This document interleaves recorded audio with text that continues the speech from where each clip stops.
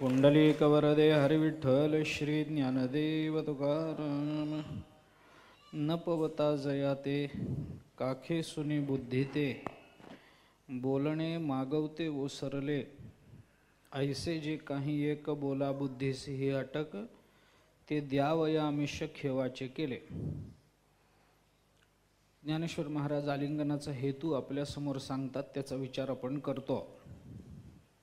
भगवंतानी अर्जुनाला जे आलिंगन दिलं त्या आलिंगनाचं निमित्त हेतू सांगताना ज्ञानेश्वर महाराजांनी सांगितलं की ज्याला प्राप्त न होता बुद्धी आणि वाणी हे दोन्हीही मागे येतं, ज्या स्वरूपामध्ये बुद्धीला आणि वाणीला प्रवेशाला परवानगी नाही असं जे तत्व, जे काही एक तत्व आहे ते अर्जुनाला देण्याच्या निमित्तानं भगवंतानी अर्जुनाला आलिंगन दिलं.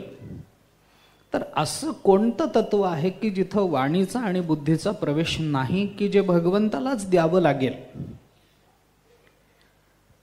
गौण आणि मुख्य अशा दोन पद्धतीच्या प्रयोजनाचा विचार जेव्हा वेदांत करतं त्यावेळेला गौण हेतू हे अन्य मार्गाने सिद्ध होऊ शकतात, पण मुख्य जे प्रयोजन असतं ते अन्य साधनांनी प्राप्त होत नाही.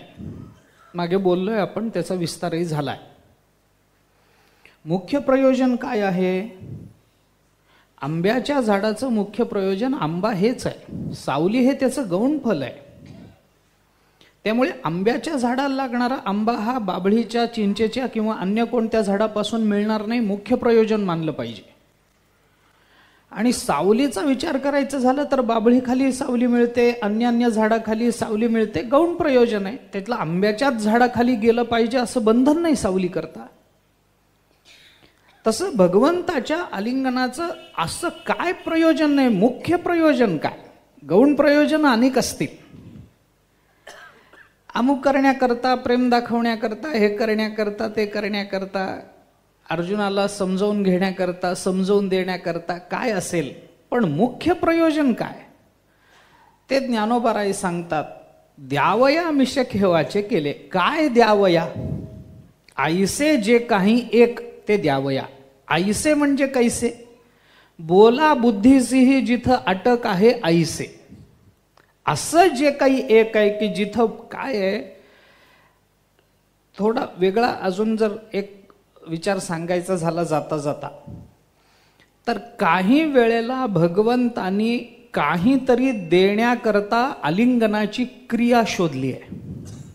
ऐका, मी दोन भूमिका, फक्त दोन विकल्प त्या संबंधातले सांगतो. काहीतरी देण्याकरता भगवंतानी आलिंगनाची क्रिया शोधली आहे आणि काही वेळेला भगवंतानी आलिंगनाकरता अन्य क्रिया शोधली आहे. काही प्रसंगामध्ये आलिंगन हे कार्य आहे, कृती आहे, पण त्याचा हेतू वेगळा आहे. आणि काही प्रसंगामध्ये, एक उदाहरण म्हणून सांगतो मी आपल्याला, आणि काही प्रसंगामध्ये आलिंगन हाच हेतू आहे, त्याच्याकरता क्रिया वेगळी केली गेली. अशी उदाहरणं आहेत. भगवंतानी तव अवचित पाचारिले वगैरे हे जे सगळं ज्ञानेश्वर महाराजांनी सांगितलं. मी यमुनेला पाणी आणायला चालले होते तेव्हा अचानक तो समोर आला आणि त्यांनी मला आलिंगन दिलं. तिथं आलिंगनाचा एक विचार आहे. तिथं काय आहे? आलिंगन देण्याचा परिणाम काय झाला? बोलो ना बोलू देईना, तव काय पारुषाले अवघे गे माये वगैरे हे सगळं जे ज्ञानोबारांनी चिंतन केलं, तिथं हेतू वेगळा आहे. आलिंगन ही क्रिया आहे.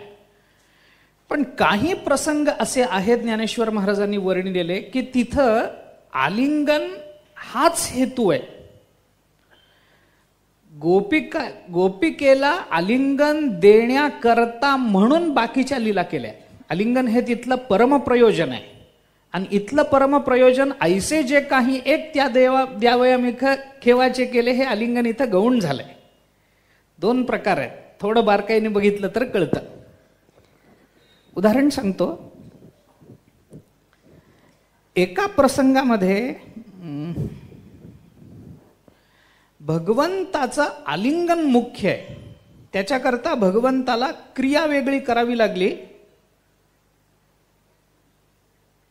एक बोबडी गवळण आहे ज्ञानोबारांची, ती पहा. काय सांगू तू ते बाई, काय सांगू तू ते, जात होते यमुने पाणिया, वाटेत भेतला सावला, दोईवल तोपी मयूल पिछाची पुछाची, खांद्यावली कांबला, तेने माझी केली तवाली, मग मी तेथुनी पलाली, पळता पळता घसलून पळली, दोईची घागल फुतली, माझे गुलघे फुतले, मग मी ललत बसले. मला पुढचं बोलायचं आहे, हे स्पष्ट आहे, हे बोबडं नाही. पुढचं बोलायचं आहे, हे माझं आहे. हां, दोईची घागल फुतली, मग मी ललत बसली, तिकलून आले छालंग पाणी, मला पोताशी धलले. आलिंगन दिलं की नाही? हे आलिंगन देण्याकरता ज्ञानोबरांचं तिथलं, ती गोपिका काय म्हणते, त्याने मला पोटाशी धरलं, मला पोताशी धरले, माझे समाधान केले, निवृत्ती कृपे ज्ञानदेवा हे समाधान लाधले वगैरे. हे पुढे ज्ञानेश्वर महाराजांनी म्हटलं. निवृत्तीनाथांच्या कृपेनं हे समाधान मला लाभलं. कोणतं समाधान? भगवंतानी मला पोटाशी धरलं, आलिंगन दिलं, हे समाधान मला लाभलं. आता त्या गोपिकेला आपल्याला आलिंगन द्यायचं आहे हे भगवंताला माहिती असल्यामुळं तिला रडवावं लागेल की नाही? जोपर्यंत ती रडत नाही तोपर्यंत तिला जवळ घेता येणार नाही. मग तिला रडवण्याकरता काय करावं लागेल? मग तिची घागर फोडावी लागेल, तिला पाडावं लागेल, तिचे गुडघे फुटावे लागतील. हे सगळं गौण झालं, आलिंगन मुख्य झालं. हे मला बोलायचं. लक्षात घ्या, दोन्ही ठिकाणी आलिंगनच आहे, पण एका क्रियेमध्ये आलिंगन हाच मुख्य हेतू आहे आणि दुसऱ्या क्रियेमध्ये आलिंगनाचा हेतू निर्माण करून काही मुख्य देण्याची भाषा भगवंतानी केली आहे. दोन्ही प्रकार आपल्याला पाहता येतात. भगवान म्हणतात असं जे, ज्ञानोबराय म्हणतात असं जे काही एक आहे ते अर्जुनाला देण्याच्या निमित्तानं भगवंतानी अर्जुनाला आलिंगन दिलं. काय द्यायचं होतं ते ज्ञानोबरांनी सांगितलं नाही, त्याचा स्पष्ट उल्लेख नाही. जसा नाथ महाराजांनी केला तसा ज्ञानोबरांनी केला नाही. मग काय आहे ते? त्या संबंधानं थोडी संदिग्धता निर्माण झाली, अस्पष्टता निर्माण झाली, म्हणून आपण थोडा विचार त्या संबंधानं करतो. आपण परवाही बोलून आलो, ब्रह्मसूत्राच्या पहिल्या अध्यायाच्या 4 पादांचा विचार करत असताना आचार्यांनी केलेली रचना जर आपण पाहिली तर ती अशाच पद्धतीची आहे. स्पष्टार्थ श्रुती ज्या असतात त्याचा अर्थ लावण्याकरता शब्द पहा. अस्पष्ट ज्ञापक ज्या श्रुती आहेत त्याचा अर्थ लावण्याकरता प्रकरण पहा. आणि संदिग्ध ज्या श्रुती आहेत त्याचा अर्थ लावण्याकरता मागचे पुढचे संदर्भ पहा. मागचे आणि पुढचे संदर्भ पहा तर आपल्याला ते कळेल. आता इथं काय आहे? ऐसे जे काही एक, हे स्पष्ट नक्की नाही, अस्पष्टही नाही, हे संदिग्ध आहे. हे संदिग्ध आहे. स्पष्ट ज्ञापक श्रुती असतात त्या शब्दांनीच पाहिल्या पाहिजेत. तिथला शब्द पहा, त्या शब्दाचा नेमका अर्थ श्रुतीला काय सांगायचा आहे हे आपल्याला कळतं. त्या शब्दाच्या अनुषंगानं शब्दाची मीमांसा करून त्या शब्दाचा अर्थ पदार्थ स्पष्ट करून घ्या, प्रश्न मिटला. श्रुतीनं असं म्हटलेलं आहे, असा शब्द वापरलेला आहे असं म्हटलं की बाकीचा विचार तिथं करायचं कारण नाही. पण जिथं अस्पष्ट ज्ञापक श्रुती आहेत तिथं मात्र प्रकरण काय चालू आहे हे पहा. उदाहरणार्थ आकाशस्थलिंगात हे सूत्र आहे. आकाश आणि ब्रह्म या संबंधाने चिंतन करत असताना म्हटलंय आकाश पण सांगायचंय ब्रह्म. अस्पष्टता आली तिथं. आकाश म्हणल्याने ब्रह्म कसं होईल? दोन्ही शब्द स्पष्ट आहेत पण अर्थसंगती लागत नाही, म्हणून अस्पष्ट ज्ञापकता असेल तर त्याच्याकरता प्रकरण कशाचं चालू आहे ते बघा. तर लिंगात काय ते तिथं सांगणं चालू आहे ते पहा, प्रकरण पहा. आणि जिथं संदिग्ध श्रुती आहेत, कोणताही अर्थ लावणं शक्य आहे, तिथं मागचे पुढचे संदर्भ पहा. ऐसे जे काही एक, इथं संदिग्धता आहे. असं नेमकं कोणतं आहे, काय आहे? मग त्याच्यामध्ये आपल्याला 2 विकल्प निर्माण होतील. त्या दोन्ही विकल्पाला आपल्याला तिथं जोडता येऊ शकेल, दोन्ही अर्थ करता येतील. एक अर्थ आहे असं जे काही, असं म्हणण्यामध्ये ब्रह्मज्ञानाचा विचार करा, आणि असं जे काही एक असं म्हणण्यामध्ये भक्तिप्रेमाचा विचार करा. ब्रह्मज्ञानाचं चिंतन करतानाही वाणी आणि बुद्धी तिथं प्रवृत्त होत नाही, याला प्रमाण आहेत. आणि भक्तिप्रेमाच्या ठिकाणी सुद्धा वाणी आणि बुद्धी प्रवृत्त होत नाहीत, अशी प्रमाणं आपल्याला सापडतात. याच्याकरता ब्रह्मज्ञानाचा विचार करून झाला आपला. भक्तिप्रेमाचं चिंतन करताना आपण थोडासा असा विचार करत होतो की भक्तिप्रेम सुद्धा अनिर्वचनीय आहे.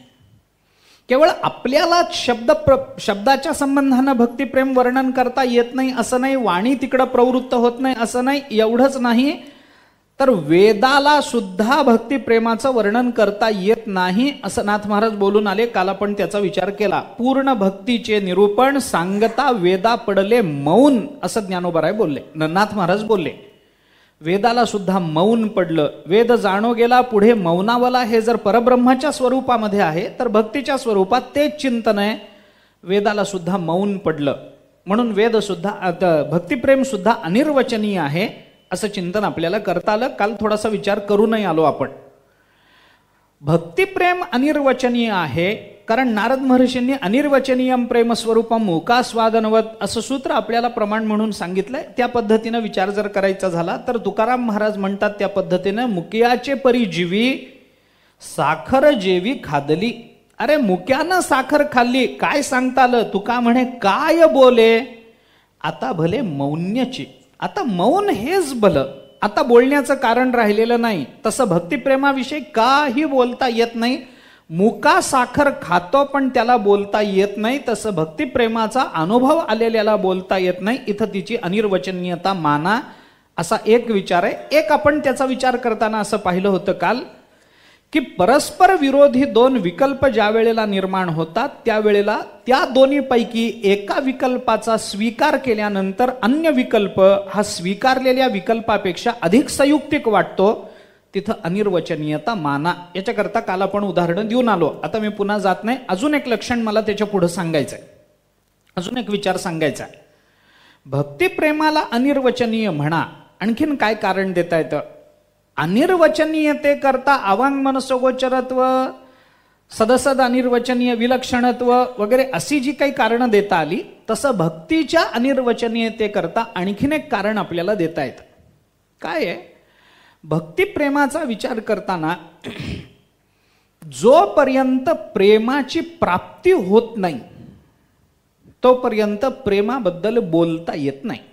प्रेमाचंच असं नाही, कोणत्याही पदार्थाचं चिंतन करताना संत महात्मे परब्रह्म स्वरूपाविषयी बोलतात. ते आपल्याला प्रमाण मानतो आपण. काय कारण आहे? परमात्म्याचा अनुभव आहे म्हणून बोलतात का यायचा आहे म्हणून बोलतात? आहे म्हणून. ज्ञानोबराय परमात्म्याविषयी बोलले तर ते परमात्म्याचा अनुभव घेऊन बोलतील का अनुभव येण्याकरता बोलतील? घेऊन बोलतील. त्यांच्या शब्दाचं म्हणूनच प्रामाण्य आहे. पण जेव्हा त्यांच्या शब्दावर आपण बोलतो तेव्हा आपण अनुभव यावा म्हणून बोलतो, अनुभव आला म्हणून बोलत नाही. सामान्य माणसाचा विचार करा. आपलं सोडून द्या, म्हणून तर आपल्या शब्दाला प्रामाण्य नाही. कोणत्याही पदार्थाचा जोपर्यंत अनुभव नाही तोपर्यंत त्या पदार्थाविषयी आपल्याला बोलता येत नाही. इथपर्यंत तरी मान्य आहे सगळ्यांना.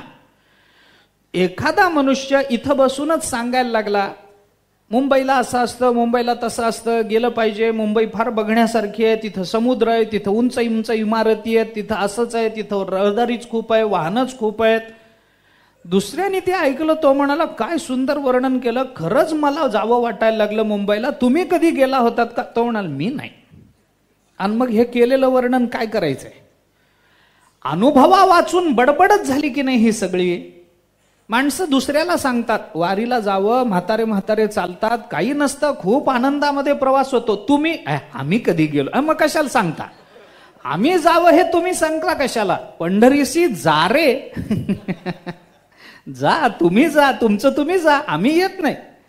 आम्ही त्या भानगडीत पडत नाही, तुम्ही जा, काही होत नसतं. पायाला फोड येतात पण तेवढ्या पुरतं असतं, काही नाही. हो, म्हातारे म्हातारे चालतात पण हा कधी चालत नाही. याचा उपयोग नाही. कोणत्याही पदार्थाचं निर्वचन हे त्या पदार्थाच्या अनुभवाशिवाय जर होत नसेल तर प्रेमाचा अनुभव आल्याशिवाय प्रेमाबद्दल बोलता येत नाही. हे मान्य. इथपर्यंत तरी सरळ आहे, ऐकायला समजून घ्यायला काही अडचण नाही. प्रेमाची प्राप्ती झाल्याशिवाय प्रेमाबद्दल कोणी बोलणार नाही, प्रेमाला कोणी जाणणार नाही. ज्ञान होतं, ज्ञान अनुभव एक माना चला. अडचण पुढे निर्माण होते. काय होतं? प्रेमाचा अनुभव आल्याशिवाय प्रेमाबद्दल बोलता येत नाही आणि प्रेमाचा अनुभव आला की बोलणं शक्य होत नाही. ऐका, प्रेमाचा मी दुसरं उदाहरण आपल्याला देतो. संसाराबद्दल बोलणारी जी माणसं आहेत त्यांना सगळ्यांना संसाराचा अनुभव आलाच आहे काय? संसार म्हणजे माणसं व्यवहारामध्ये सल्ले संसार म्हणजे फार अवघड असतो हो, तुम्ही सगळा बघितलाय काय हो? सगळा बघितला नाही, पण संसाराबद्दल बोलतात की नाही माणसं? बोलतात. आणि ज्या वेळेला संसाराचा अनुभव येतो, खऱ्या अर्थाने अनुभव येतो, अनुभव म्हणजे मी यथार्थ अनुभव म्हणतो, तो आला की संसाराबद्दल बोलता येत नाही. कारण ज्यांना संसार यथार्थतेनं कळतो त्यांच्याकरता संसार राहतच नाही. काय बोलतील? परमात्मा प्रेमाचं चिंतन करत असताना अनुभवाशिवाय बोलणं शक्य नाही किंवा योग्य नाही. अनुभवाशिवाय बोलणं योग्य नाही आणि अनुभव आला की शक्य नाही. कोणत्याही गोष्टीचा अनुभव घ्यावा मग बोलावं योग्य आहे, आणि अनुभव आला की बोलता येत नाही. तसं जर बघितलं ना तर संसार काय आणि परमार्थ काय हे बोलायचे विषयच नाही. माझं बोलणं पटल न पटल, संसार काय आणि परमार्थ काय हे बोलण्याचे विषयच नाहीत. मी एक युक्तिवाद सामान्य एका वाक्यामध्ये करतो. संसार हा बोलण्याचा विषय नाही, कारण त्याच्याबद्दल बोलावं अशी संसाराची लायकीच नाही. संसाराबद्दल चिंतन करावं अशी त्याची लायकीच नाही. संसाराबद्दल बोलता येत नाही कारण संसार बोलण्याच्या लायकीचा नाही, आणि परमार्थाबद्दल बोलता येत नाही कारण तो लायकीचा असला तरी ऐकणारा लायकीचा सापडत नाही. अडचण तिथे ना. संसाराबद्दल बोलता येत नाही, संसार बोलायच्या लायकीचा नाही. परमार्थाबद्दल बोलता येत नाही, जरी बोलणारे ज्ञानोबराय असले तरी ऐकणारा त्या लायकीचा सापडला पाहिजे ना त्यांचं बोलणं ग्रहण करण्याकरता. कशाबद्दल बोलावं? बोलता येत नाही. प्रेमाबद्दल बोलणार कसं? ज्यांना अनुभव आहे ते बोलत नाहीत, आणि जे बोलतात त्यांना बऱ्याच वेळेला प्रेमाचा अनुभवच नसतो. भगवत प्रेमाचा अनुभव नसतानाच बोलत राहायचं, आणि ज्यांना अनुभव आहे ते फार बोलण्याच्या भानगडीत पडत नाहीत. उपनिषदांनी त्याच संबंधामध्ये तसंच चिंतन केलंय. आत्ता मी ते मांडत नाही, पुढे पाहू त्याचा विचार. अनुभवाशिवाय बोलणं योग्य नाही, आणि अनुभव आला की बोलणं शक्य नाही. ही प्रेमाचं स्वरूप आहे. बरं, दुसरी एक गंमत त्याच्यामध्ये अशी असते, प्रेमाचा अनुभव जो माणसाला येतो किंवा साधकाला येतो, तो अनुभव येतो कुठं? प्रेमाची जाणीव जी वस्तूची जाणीव जी होते, जोपर्यंत त्या वस्तूची जाणीव होत नाही तोपर्यंत पदार्थाची सुखरूपता, दुःखरूपता, अनुकूलता, प्रतिकूलता कळायचं कारण नाही. ही अनुकूलता, प्रतिकूलता, वस्तूबद्दलच्या सुखदुःखाची जाणीव होते कुठं नेमकी? बुद्धिमाना, अंतःकरण माना, अंतःकरण माना ना, बुद्धिमाना, अंतःकरण माना. अंतःकरणाला जोपर्यंत पदार्थाची यथार्थ जाणीव होत नाही तोपर्यंत तो पदार्थ अनुकूल किंवा प्रतिकूल ठरवला जात नाही. एखादा डास माझ्या हातावर बसला आणि त्याने माझ्या हाताला डंख मारला तर त्या वेदना जोपर्यंत अंतःकरणापर्यंत पोचत नाही तोपर्यंत मला तो डास चावला हे कळायला मार्ग नाही. केवळ तो माझ्या शरीरावर बसतो आणि काहीतरी माझ्या शरीरामध्ये त्याची ते काय अणकुचीदार हे आहे ते आतमध्ये टोचतो म्हणून मला वेदना होतात असं नाही. त्या शरीराशी माझ्या बुद्धीची इतकी एकरूपता झालेली असते अध्यासामुळं की मला शरीराला टोचलं तरी मला टोचलं असं वाटतं, आणि बुद्धी लगेच त्याला काही प्रतिक्रिया देते, मारते तरी, उडवून तरी लावते, काहीतरी होतं. बऱ्याच वेळेला असं घडतं की एखादी मुंगी आपल्या अंगावर फिरत राहते, आपल्याला कळत नाही, पण समोरच्या दुसऱ्या माणसाला कळतं. प्रवचनामध्ये आपण बसलो रात्रीच्या वेळेला, एखाद्या दिव्याच्या ह्याच्याने किडे येतात, प्रकाशाच्या ह्याच्याने पाठीवर किडा बसतो, आपल्याला काहीच कळत नाही, म्हणजे जागे असलो तरी आपल्याला काहीच कळत नाही. आपल्या मागचे बसलेला जो मनुष्य असतो तो टिचकीनं तो किडा उडवतो, आणि मग काय लागलं म्हणून मागे बघतो तर तो सांगतो अंगावर किडा बसला होता, उडवला. त्याने किडा उडवल्यानंतर आपल्याला कळतं की बाबा आपल्या अंगावर ते पंचतंत्रामध्ये कथा आली. ते काय झालं म्हणे, एक म्हैस रानामध्ये चालली होती. चालल्यानंतर ते चुकून तिचा पाय एका उंदराच्या शेपटीवर पडला. तिला लक्षात आलं नसेल, बघितलं नसेल, उंदराच्या बारीक कुठेतरी टोकाला तो पाय पडला. ते उंदराला इतका राग आला, आंधळी झाली काय? मी रस्त्यात बसलो, दिसू नये समोरचा माणूस, समोरची व्यक्ती, समोर काही वस्तू आहे, प्राणी आहे, कळू नये का हिला? म्हैस ती म्हैसवर माझ्या शेपटीवर पाय देते, बघून घेतो हिला. म्हशीला काय बघणार ते उंदराचं पिल्लू बिचार. झालं, ती म्हैस रानामध्ये गेली, चरून परत आली. परत येताना उंदराने लक्ष ठेवलं होतं तिच्या मागोमाग, तो ते म्हशीच्या घरी आला, गोठ्यामध्ये गेला. ती म्हैस चरून आली होती, बसली, झोपली, सगळं झालं. आणि त्याच्यानंतर मग तो उंदीर तिच्या शेपटीवर चढला, पाठीवर गेला, इकडून तिकडून फिरला, तिला वरून लाथा मारल्या, तिला वरून काय तोंड ढुसण्या मारल्या, पुष्कळ तिला मारायचा प्रयत्न केला, तिच्या शिंगाला चावला पुष्कळ. तिने मान सुद्धा हलवली नाही हो. तो तिथून परत आला, तिथून परत आला आणि परत आल्यानंतर त्या म्हशीला म्हणाला, म्हशे, म्हैसच होती, म्हशे, मी तुझ्या अंगावर नाचलो, तुला चावलो, तुझ्या कानात ओरडलो आणि काहीच कशी तुला शुद्ध नाही ग? ती म्हणाली, कधी कधी? तू माझ्या शेपटीवर चढलेला मला माहित नाही, अंगावर चढलेला मला माहित नाही, शिंगाला चावलेला मला माहित नाही, तू मला चावलास कधी? तो म्हणाला, तू माझ्या शेपटीवर पाय का दिला? ती म्हणाली, कधी? जोपर्यंत मुद्दा संपला, याच्यातली गंमत सोडून द्या. मला सांगायचंय हे की म्हशीनं शेपटीवर दिलेला पाय, त्याच्या वेदना उंदराला का होतात? कारण ते पाय दिलेलं त्याच्या अंतःकरणापर्यंत पोचतं म्हणून. आणि म्हशीच्या अंगावर अख्खा उंदीर नाचतो, चावतो, आरडाओरडा करतो, तरी म्हशीला काही कळत नाही का? कारण संवेदना आतपर्यंत पोचत नाही म्हणून. जसं म्हशीचं आहे तसंच साधारण सगळ्या प्राण्यांचं आहे. नको एकदम काटेकोर बोलायला नको. तसंच जवळ सगळ्या प्राण्यांचं तसंच आहे. कोणत्याही पदार्थाच्या जाणीवा जोपर्यंत अंतःकरणापर्यंत जात नाही तोपर्यंत त्या पदार्थाचं भान झालं असं वेदांत मानायला तयार नाही. मुद्दा हा आहे की भक्तिप्रेमाचं ज्ञान जर आम्हाला अंतःकरणाला किंवा मनात होत असेल तर ज्या वेळेला ते प्रेम मनात प्रकट होतं ते जर यथार्थ असेल, योग्य अलंबनात्मक असेल आणि ते जर परिपूर्ण असेल तर ज्या मनामध्ये ते प्रेम प्रकट होतं ते मनच इतकं समर्पित होऊन जातं की मन स्वतंत्र शिल्लकच राहत नाही.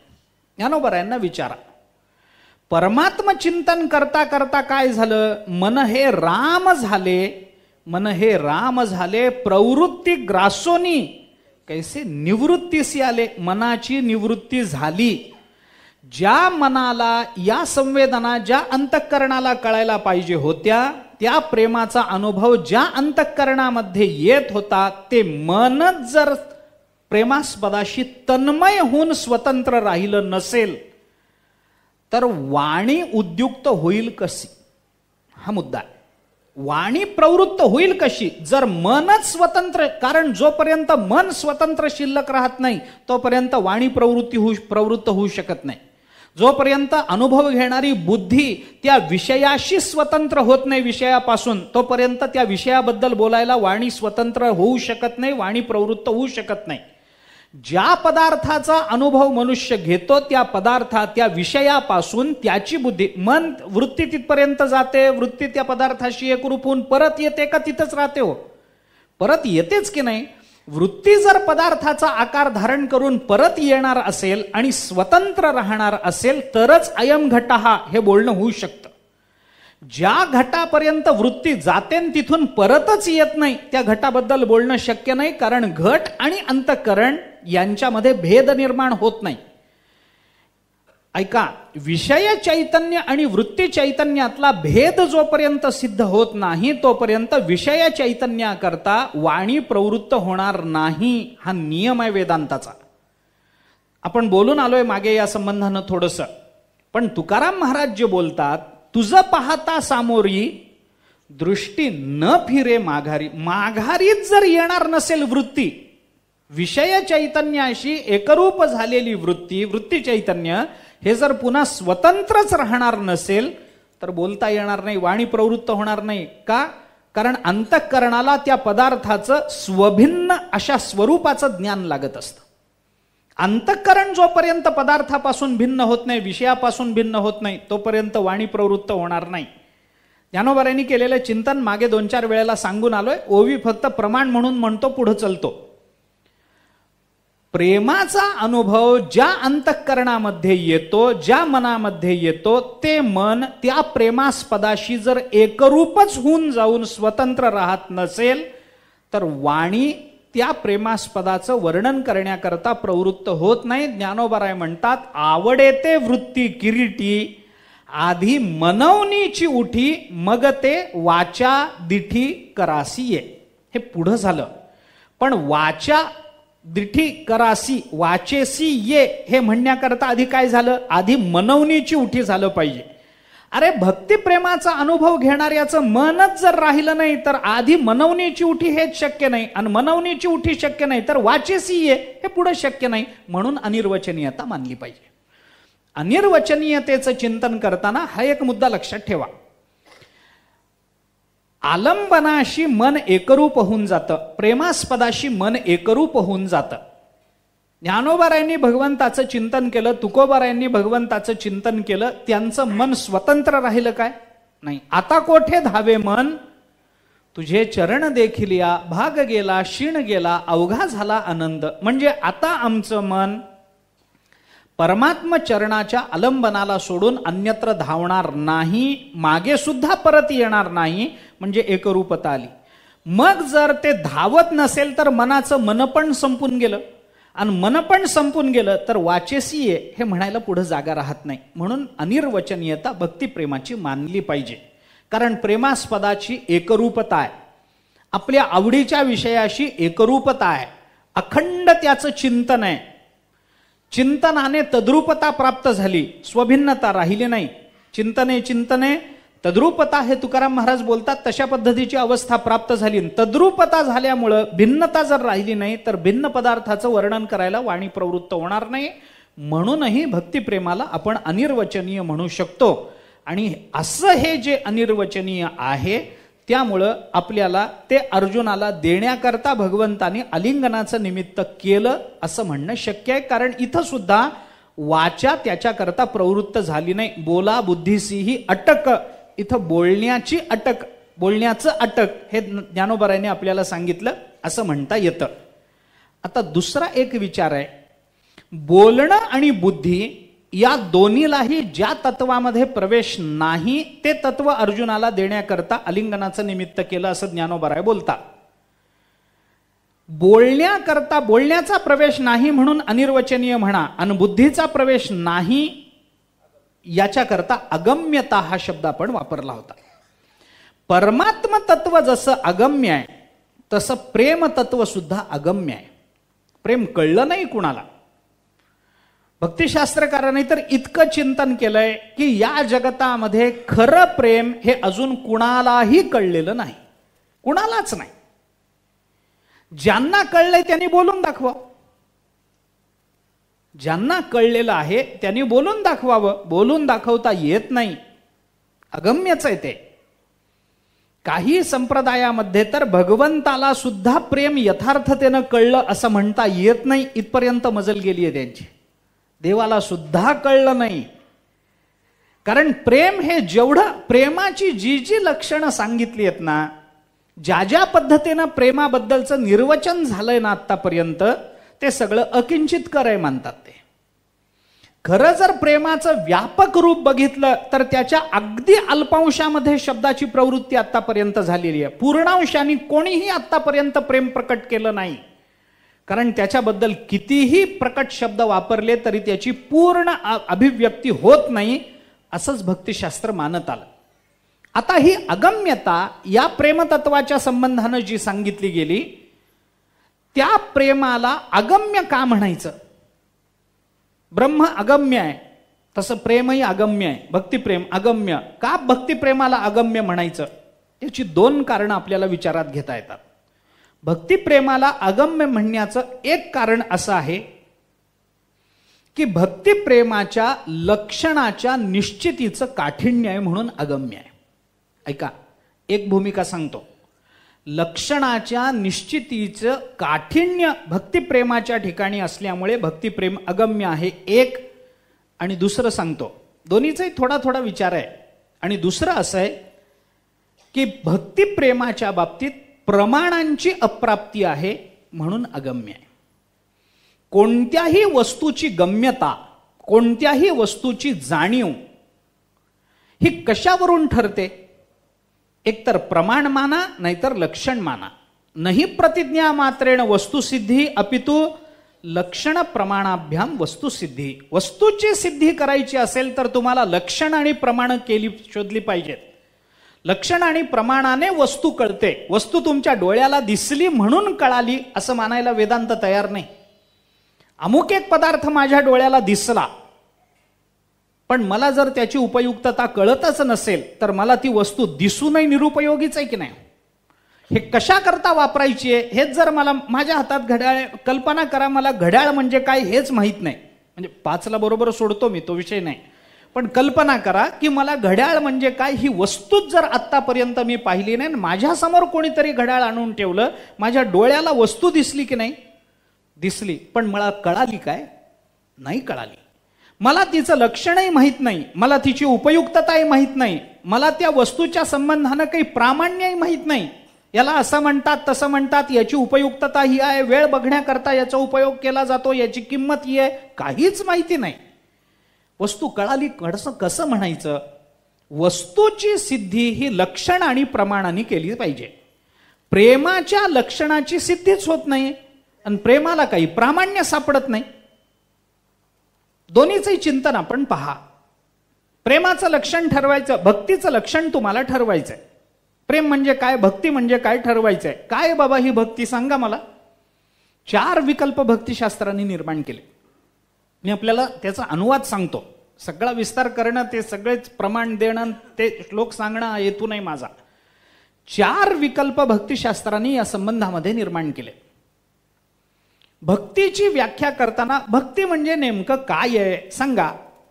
एक कारण आपल्याला असं सांगता येतं की भक्ती म्हणजे दुसरं तिसरं काही नाही, तर भक्ती म्हणजे एक सत्वगुणात्मक वृत्ती आहे. पहिला विकल्प. भक्ती काय आहे? अरे ज्याच्या अंतःकरणामध्ये सत्वगुणाचं प्राबल्य असेल तिथंच भक्ती निर्माण होईल की नाही? रजोगुण तमोगुण जिथं असेल तिथं भक्ती कशी निर्माण होईल? भक्ती निर्माण होण्याकरता अंतःकरणामध्ये सात्विकता पाहिजे, विशुद्धता पाहिजे, अंतःकरण स्वच्छ असलं पाहिजे, तरच भक्ती निर्माण होईल, प्रेम निर्माण होईल. नामाविषयी, रूपाविषयी काही नामस्मरण करावं कुणाला वाटेल? खून करणाऱ्याला वाटेल का वारी करणाऱ्याला वाटेल? वारी करणाऱ्यालाच वाटेल की आपण नामस्मरणामध्ये आपला काळ व्यतीत करावा, आपण असं करावं, आपण तसं करावं, विरक्ती धारण करावी, भगवंताकडे प्रवृत्त व्हावं, त्यालाच वाटेल.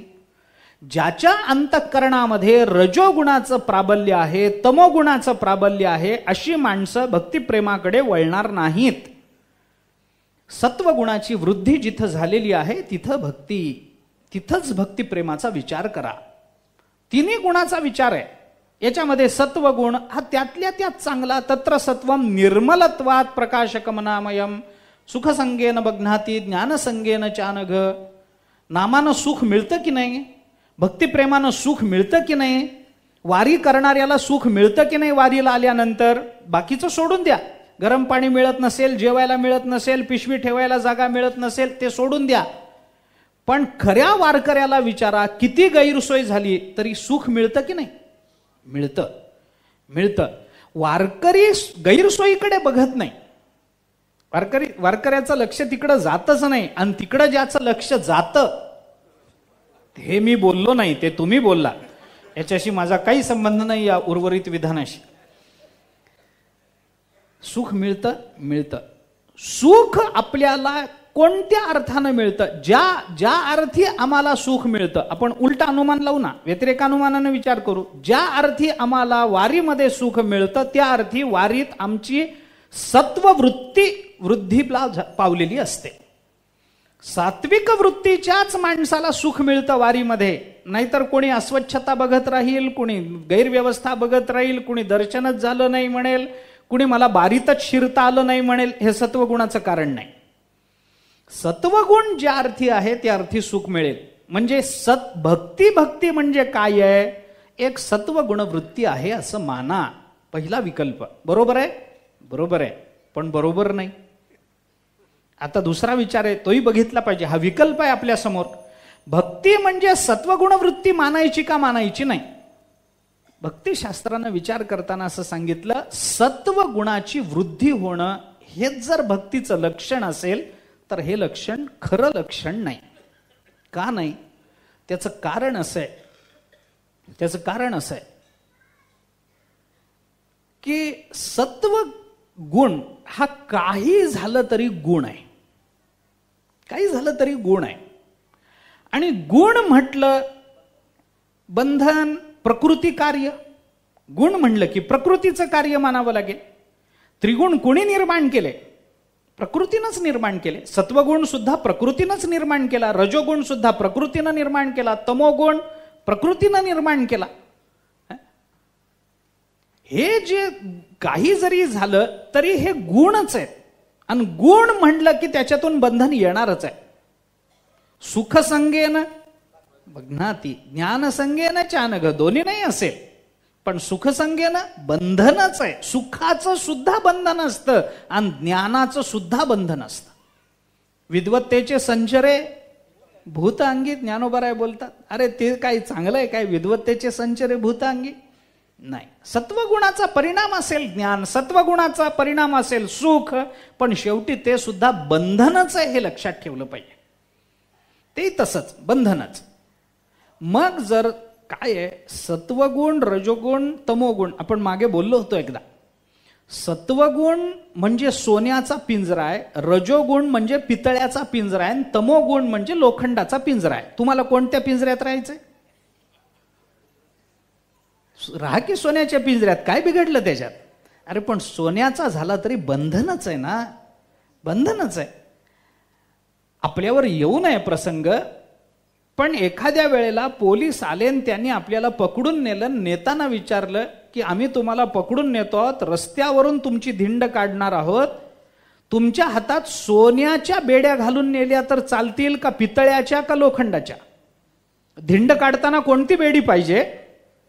नको ना, धिंडच नको आम्हाला, आम्ही काही केलंच नाही तर कशा करता आम्हाला सोन्याची बेडी? सोन्याची जरी झाली तरी बेडीच आहे ना. त्याचा उपयोग काय? काय त्याच्यामध्ये अभिमानानं मिरवावं असं काय आहे? काही नाही, काही उपयोग नाही त्याचा. ऐका, मी गंमत म्हणून उदाहरण देतो. सत्वगुण म्हणजे वेळेवर चालणारं घड्याळ आहे.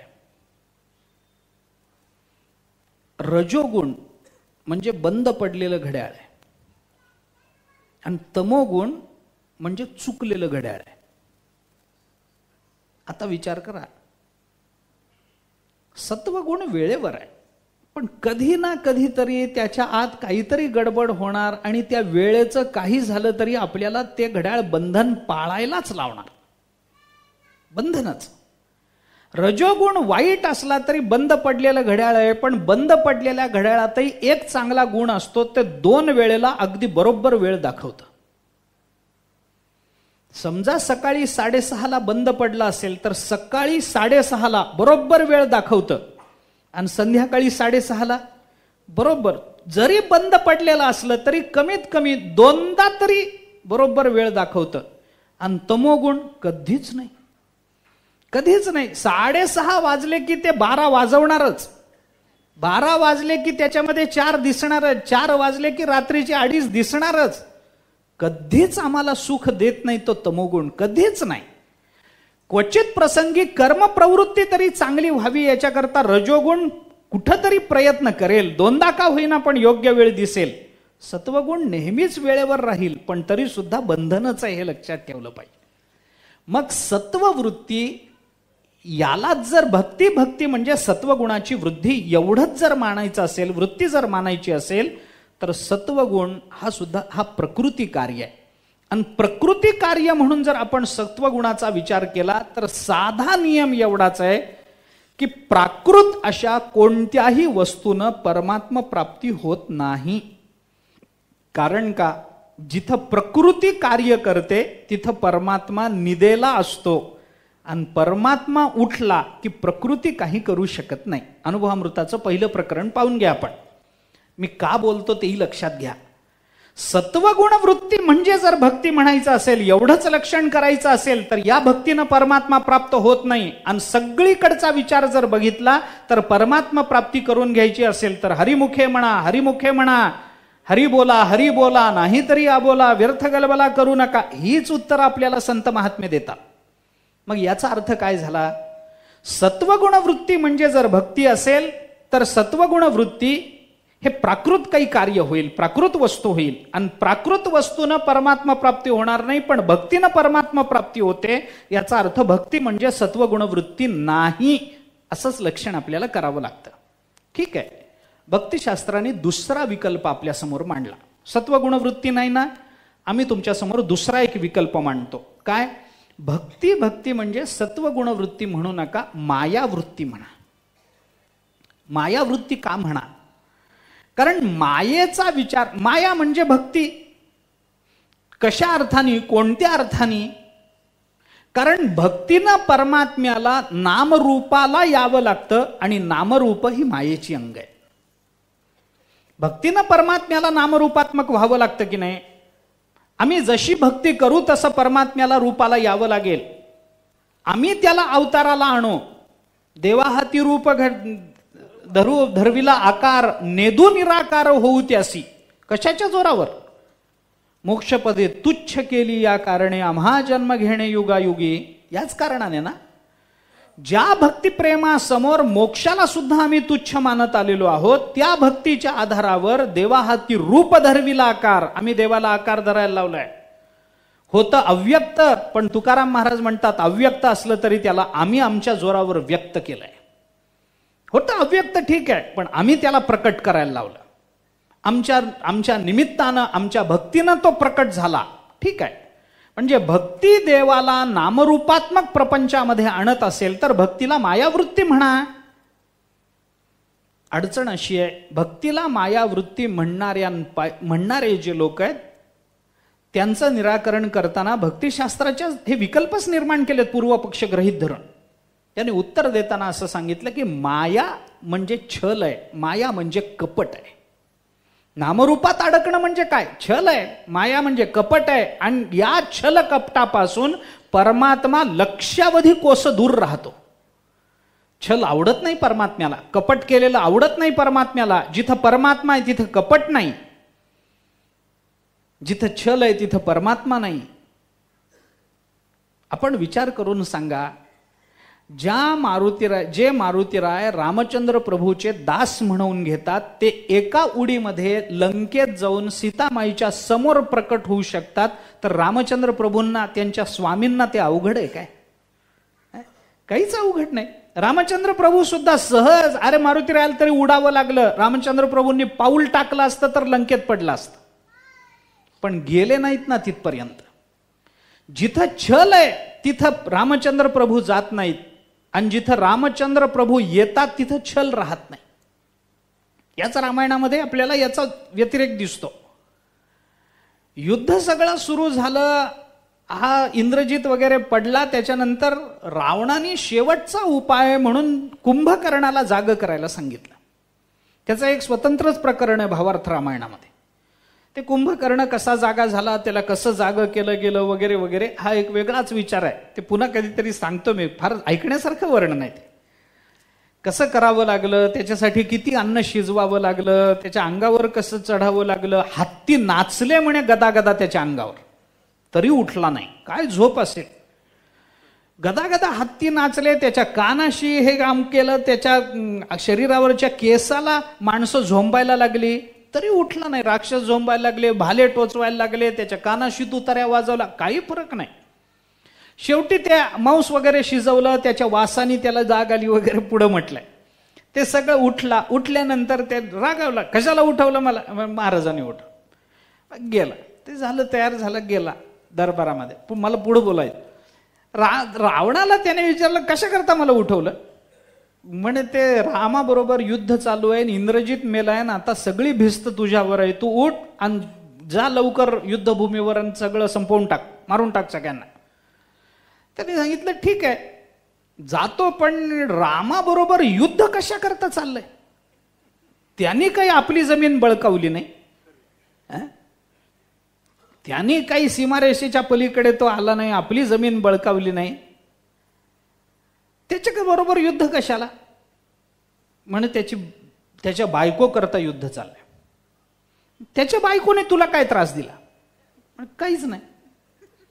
काही नाही तर मग युद्ध कशा करता? काही नाही, मला आवडली म्हणून मी तिला उचलून आणली. तिला उचलून आणल्यामुळं आता तिला घ्यायला तो आलाय, त्याच्याबरोबर युद्ध चालू आहे. कुंभकर्णाने विचारलं तुला काय कमी पडलं होतं म्हणून ती आवडली? म्हणजे त्याचं म्हणणं होतं एवढ्या कारणाकरता माझी झोप का खराब केली, एवढंच त्याला म्हणायचं होतं. सीतेकरता कशा करता युद्ध, कशा करता? बरं तिला का पळवून आणलं? मला आवडली म्हणून. आधीच्या आवडल्या नव्हत्या का? सगळ्या आवडल्या, पण ती आवडली. बर, अरे आवडली तर मग पळवून आणलं तर तिच्याशी लग्न करून मोकळं व्हायचं. लग्न कर ना. लग्न करता येत नाही मला. बर, मग राम ती पतिव्रत आहे, लग्न करता येत नाही. अरे तिचं पातिव्रत्य भंग कर. कसं करू? म्हणे तू एवढा मोठा माईक आहेस. माईक म्हणजे हे नाही, हा यरती माईके मधलं माईक. हा, तू एवढा मायावी आहेस, सरळ आहे, रामचंद्राचं रूप घेऊन सीतेसमोर जा. राम आला म्हणून तिने तुला स्पर्श जरी केला नमस्काराच्या निमित्तानं तरी तिचं पातिव्रत्य भंग होईल. मग सगळं सोपं आहे. रावण म्हणाला मी तुझा लहान भाऊ आहे का मोठा आहे रे? म्हणून मोठा भाऊ. मग रावण म्हणाला मग ही अक्कल तुला आहे तर मला नाही काय? तुला काय वाटतं ह्याचा विचार मी केला नसेल आणि तुला उगीच झोपेतून उठवला असेल? तुला उठवून मला काही फायदा नाही. आधी एवढं अन्न तुझ्या घशात घालावं लागतं, एवढं नुकसान सोसून कोण उठवावं तुला? मला काही फायदा नाही, तरी मी तुला उठवलंय. कारण हे सगळे जे तू प्रयोग सांगतोस हे माझ्या डोक्यात आले नसतील असं तुला वाटतंय काय? सगळं मला लक्षात आहे. अरे मग रामाचं रूप घेऊन जाण फसव ना सीतेला. रावणानं सांगितलं अडचण ही झाली आहे की मी रामाचं रूप घेतलं की माझ्या अंतःकरणातून सीतेचा लोभच नष्ट व्हायला लागलाय. मी करू काय? माझं कपटच उघडं पडायला लागलंय, त्याला मी काय करू? जिथं राम आहे तिथं छल चालत नाही आणि जिथं छल आहे तिथं रामचंद्र येत नाहीत. ऐका, जर भक्तीला मायावृत्ती म्हणायचं असेल आणि माया म्हणजे जर छल कपट असेल तर परमात्मा त्या छलापासून, त्या कपटापासून, अंतःकरणातल्या विद्वेषापासून कोसो लांब आहेत, करोडो कोस लांब आहेत भगवान. तिथं जवळ सुद्धा भगवान फिरकणार नाहीत. आणि भक्तीनं परमात्मा येतात का येत नाहीत? न लगती सायास जावे वनांतरा, सुखे जातो घरा नाही ना, सुखे येतो घरा नारायण. परमात्मा भक्तीनं येतात का लांब निघून जातात? येतात. आणि माया असेल तर परमात्मा लांब जातात का जवळ येतात? लांब जातात. मग भक्ती म्हणजे मायावृत्ती होईल काय? होणार नाही. भक्तिशास्त्रानं सांगितलं ठीक आहे, तुमचं म्हणणं बरोबर आहे. भक्ती म्हणजे सत्वगुण वृत्ती नाही, भक्ती म्हणजे मायावृत्ती नाही. ठीक आहे, आम्ही अजून एक तुम्हाला सांगतो. काय आहे? काही नाही, तुम्ही भक्तीला विनाकारण महत्व द्यायला लागलाय. भक्ती म्हणजे जीवाचा परमात्मा प्राप्ती करता केला गेलेला एक छोटा प्रयत्न आहे, एवढंच म्हणा. ज्ञानाचा प्रयत्न करून जीव जसा परमात्मा रूपाला प्राप्त होतो, कर्माचा प्रयत्न करून अंतःकरण शुद्धी करून घेतो, तसं परमात्मा प्राप्ती करता जीवानी केलेला हा एक प्रयत्न माना. भक्ती म्हणजे दुसरं काही नाही. आपल्याला परमात्मा भेटावा, आपल्याला समाधान प्राप्त व्हावं, याच्याकरता जीवानी केलेला एक प्रयत्न आहे. तो कधी यशस्वी होईल, कधी नाही होणार. प्रयत्नच आहे तो शेवटी. कधी भक्तीनं परमात्मा भेटेल, कधी नाही भेटणार. कधी आमचे प्रयत्न जर सफल झाले तर आम्हाला त्याचं फल मिळेल. आमच्या प्रयत्नामध्ये प्रामाणिकता असेल तर आमचे प्रयत्न सफल होतील. आमच्या प्रयत्नाचे हेतू जर बाधित झाले तर आमचे प्रयत्न दुष्फल होतील. तसं भक्तीचंही तसंच आहे. प्रामाणिक असेल तर देव भेटेल, नसेल तर नाही भेटणार. भक्ती ज्याची थोडी, पूर्ण विषयाची गोडी. काय हेतू चांगला आहे भक्तीचा?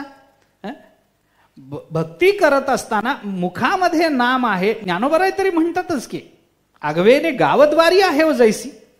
नाम मुखामध्ये नाही असं नाही, पण हेतू शुद्ध नाही ना, मग काय उपयोग आहे त्याचा?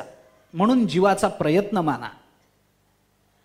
ठीक आहे, प्रयत्न आहे हा पक्ष कदाचित बरोबर आहे, परंतु याच्याने दोन अडचणी निर्माण होतात. पहिली अडचण निर्माण होते, भक्तीला फारच गौणत्व येतं कर्मासमोर.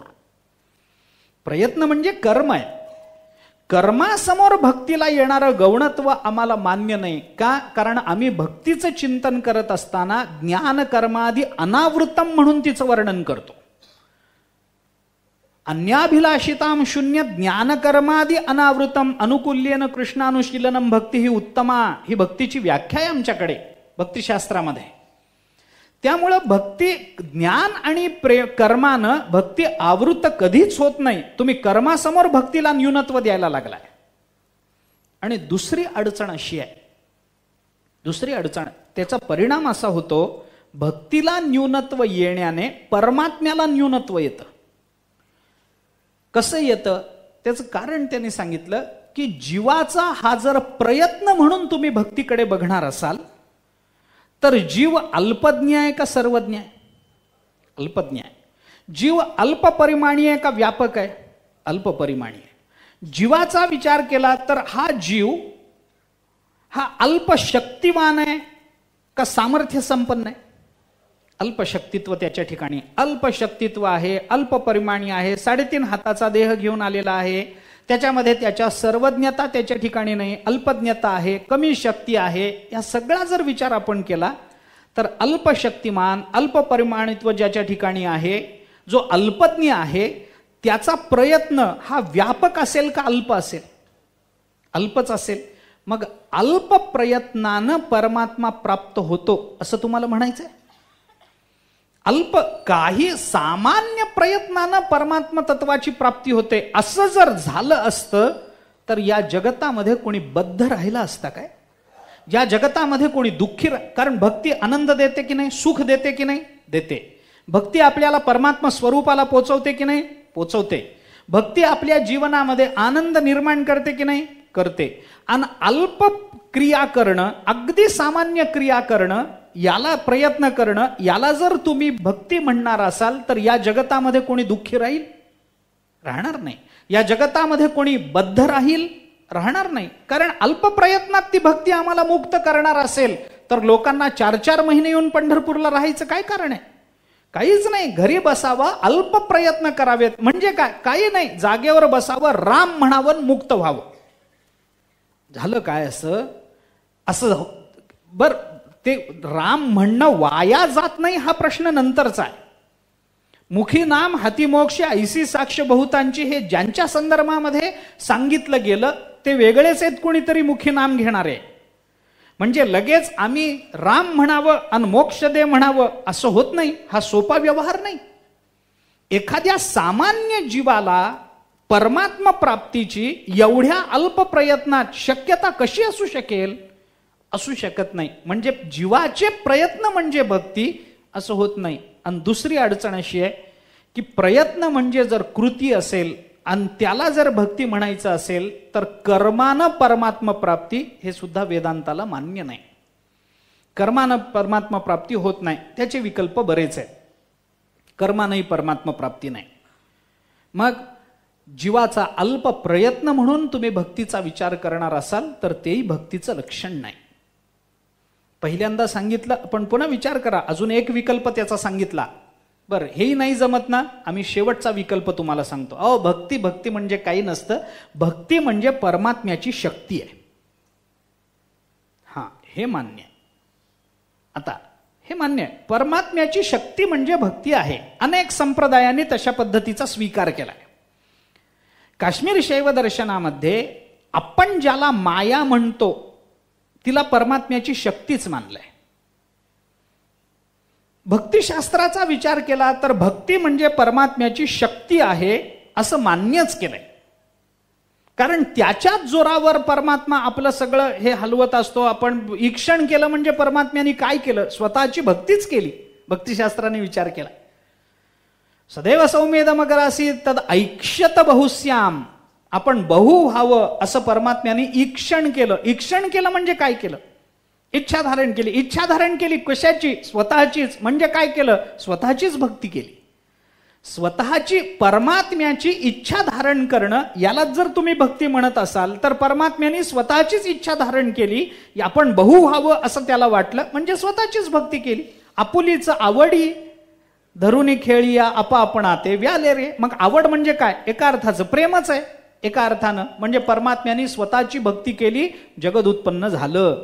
भक्तिशास्त्राने चिंतन केलंय. म्हणजे ती जी इच्छा आहे, ती जी भक्ती आहे, तीच परमात्म्याची शक्ती आहे माना.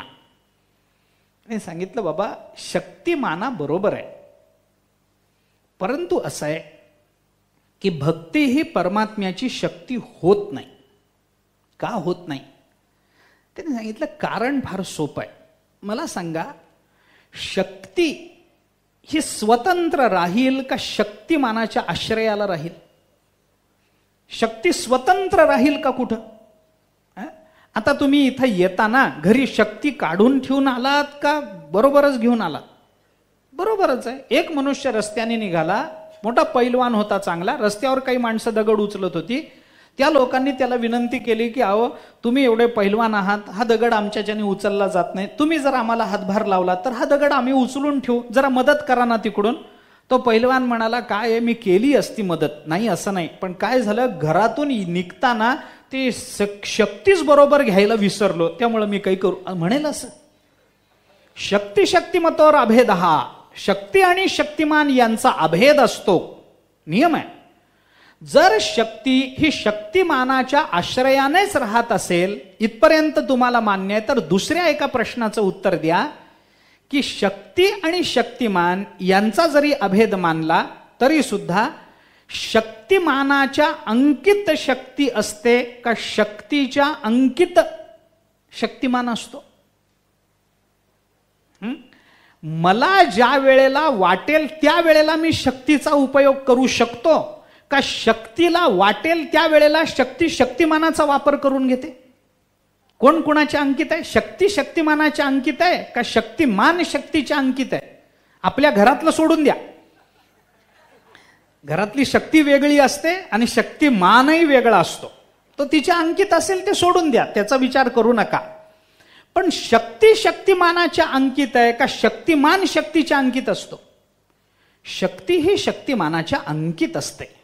तो शक्तिमान म्हणेल तेव्हा हवी तेवढी शक्ती वापरू शकतो, म्हणेल तेव्हा तो शक्तिमान त्या शक्तीचा विनियोग करू शकतो, आणि ज्या वेळेला त्या शक्तीच्या विनियोगाचं कारण नसतं त्यावेळेला तो शक्तिमान शक्तीचा वापर किंवा अभिव्यक्ती न करता शांत बसू शकतो. बरोबर आहे? असं जर असेल तर शक्ती ही शक्तिमानाच्या अंकित आहे असं जर होत असेल तर साधा विचार करा, परमात्मा भक्तीच्या अंकित आहे का भक्ती परमात्म्याच्या अंकित आहे? हो, आता विचार करा ना, कोण कुणाच्या अंकित आहे? परमात्मा भक्तीच्या अंकित आहे ना.